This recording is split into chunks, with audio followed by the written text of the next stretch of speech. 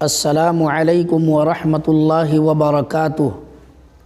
محترم ناظرین و سامعین، آج میری گفتگو کا عنوان ہے کہ غزوہ احد کے موقع پر مسلمانوں کی تیاریاں۔ تو جیسے ہی رسول اللہ صلی اللہ علیہ وسلم کو یہ خبر ملی کہ کفار مکہ مدینے پر چڑھائی کرنے کے لیے، مسلمانوں کو اس روئے زمین سے ختم کرنے کے لیے مدینے کی طرف بڑھ رہا ہے اور 3000 لشکر زرار کے ساتھ آ رہا ہے، تو رسول اللہ صلی اللہ علیہ وسلم نے بھی مشورہ فرمایا، لوگوں سے رائے یہ لی کہ مدینے میں رہ کر لڑائی کی جائے یا باہر نکل کر لڑائی کی جائے۔ تو جو بڑے بڑے با اثر صحابی تھے، انہوں نے یہ رائے دی کہ مدینہ میں رہ کر لڑائی کی جائے اور تمام عورتوں اور بچوں کو دور کسی قلعے میں محفوظ کر دیے جائیں، اور جو لڑنے والے سپاہی ہیں وہ مدینے میں محفوظ ہو کے لڑیں۔ یہی رائے جناب محمد الرسول اللہ صلی اللہ علیہ وسلم کی بھی تھی، اور یہی رائے منافقوں کا جو سردار عبداللہ ابن ابی تھا، اس کی بھی رائے یہی تھی۔ لیکن جو جوان تھے، جو جنگ بدر میں جس کو شریک ہونے کا موقع نہیں ملا تھا یا ملا بھی تھا تو وہ نوجوان تھے، ان کے خون میں جوش تھا، اس بنا پر انہوں نے یہ رائے دی کہ مدینے سے باہر چل کر کفار مکہ سے مقابلہ کیا جائے، اور اسی پر وہ لوگ اصرار کرتے رہے۔ چنانچہ رسول اللہ صلی اللہ علیہ وسلم گھر تشریف لے گئے اور آپ نے ہتھیار لگایا، زرہ پہنی اور مسجد نبوی شریف تشریف لائے۔ جمعہ کا دن تھا، رسول اللہ صلی اللہ علیہ وسلم عصر کے بعد رسول اللہ صلی اللہ علیہ وسلم جمعہ میں آپ نے خطبہ دیا، جنگ کی ترغیب دی، اور ہتھیار جب لگا کر آپ باہر تشریف لائے تو لوگوں کو ندامت ہوئی، صحابہ کرام کو شرمندگی ہوئی کہ ہم نے اصرار کر کے مدینے سے باہر چلنے پر اصرار کر کے غلطی ہم نے کی ہے۔ چنانچہ رسول اللہ صلی اللہ علیہ وسلم کے پاس آ کر عاجزانہ درخواست کی کہ یا رسول اللہ، ہم نے بڑی غلطی کی ہے اپنی رائے آپ پر تھوپنے کی۔ چنانچہ رسول اللہ صلی اللہ علیہ وسلم جیسا بہتر سمجھیں ویسا کریں۔ چنانچہ رسول اللہ صلی اللہ علیہ وسلم نے فرمایا کہ لوگوں، نبی جب ہتھیار لگا کر گھر سے باہر نکل جاتا ہے تو پھر وہ ہتھیار نہیں کھولتا۔ چنانچہ عصر کی نماز پڑھنے کے بعد مدینے سے روانگی کا آپ نے ارادہ فرمایا۔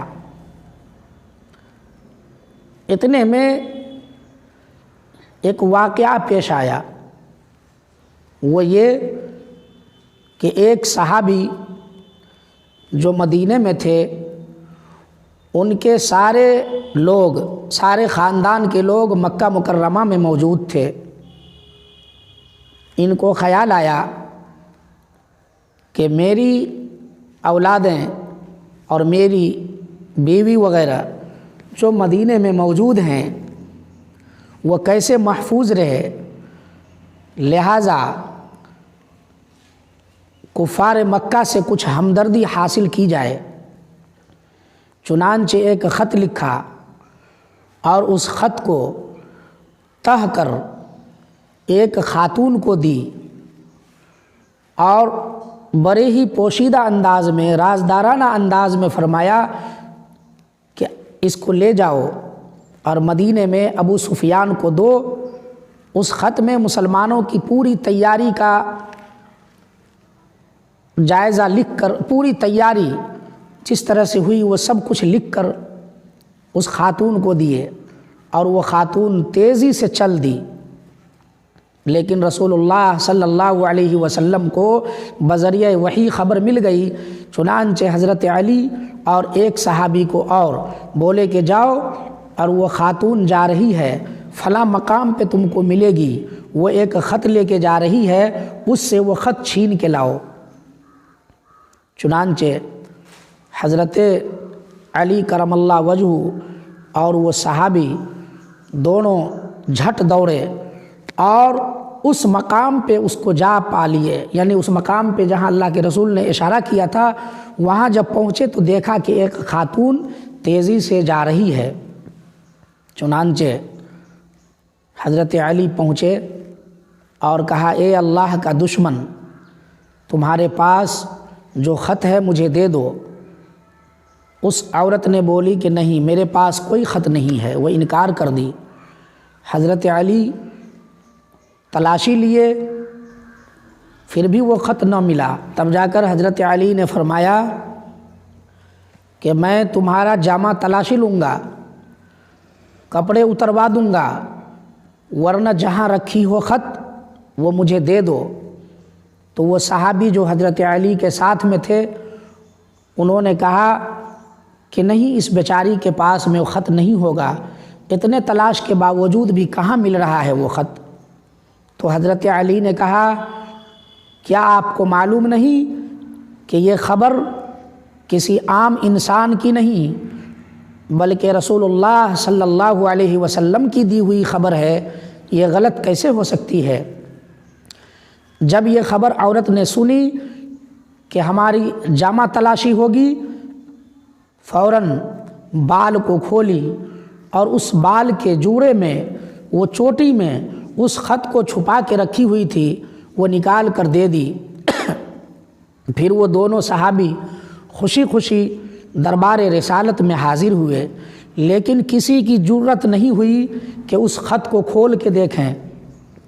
چنانچہ رسول اللہ صلی اللہ علیہ وسلم کو خط ملا اور پھر اس صحابی کو بلوایا جنہوں نے وہ خط مدینے کو بھیج رہا، جو وہ مدینے کو وہ خط بھیج رہے تھے۔ وہ صحابی آئے تو حضرت عمر نے فرمایا یا رسول اللہ، مجھے اجازت مرحمت فرمائیے، اس ظالم کی گردن اتار دوں۔ تو رسول اللہ صلی اللہ علیہ وسلم نے فرمایا نہیں، یہ مسلمان ہے اور یہ اپنی اولاد اور اپنی بیوی کی محبت میں آ کر کفار مکہ سے ہمدردی حاصل کرنے کے لیے ایسا کیا تھا۔ وہ صحابی نے بھی اقرار کیا اور کہا ہاں یہی بات درست ہے۔ چنانچہ رسول اللہ صلی اللہ علیہ وسلم نے انہیں معاف فرمایا۔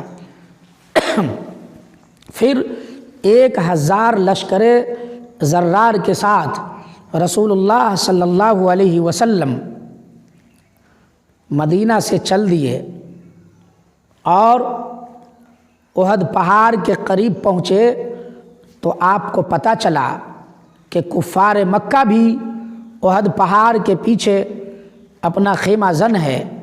چنانچہ رسول اللہ صلی اللہ علیہ وسلم نے مناسب جگہ تلاش کر اپنا خیمہ بھی نصب کیا، لیکن اس وقت ایک اور بات پیش آئی، وہ یہ کہ عبداللہ ابن ابی ابن سلول یہ کہہ کر اپنے 300 آدمی کے ساتھ واپس ہو چلا کہ میری رائے قبول نہیں ہوئی اور میرے مقابلے میں لڑکوں کی رائے کو اللہ کے رسول نے ترجیح دی، لہٰذا میں اس جنگ میں حصہ نہیں لوں گا، اور وہ واپس ہو چلا 300 آدمی کے ساتھ۔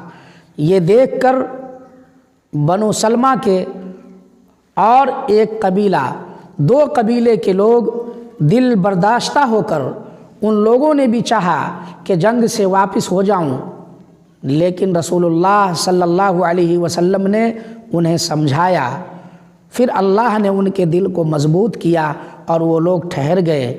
چنانچہ 1000 لشکر میں سے 300 آدمی نکل گئے، 700 آدمی بچ گئے۔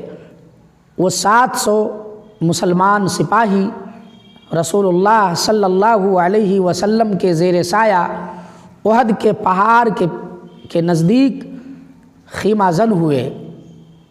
آگے کیا ہوتا ہے پھر انشاءاللہ اگلی گفتگو میں۔ اللہ تعالی ہم سب کو دین کی خدمت کرنے والا بنائے، آمین۔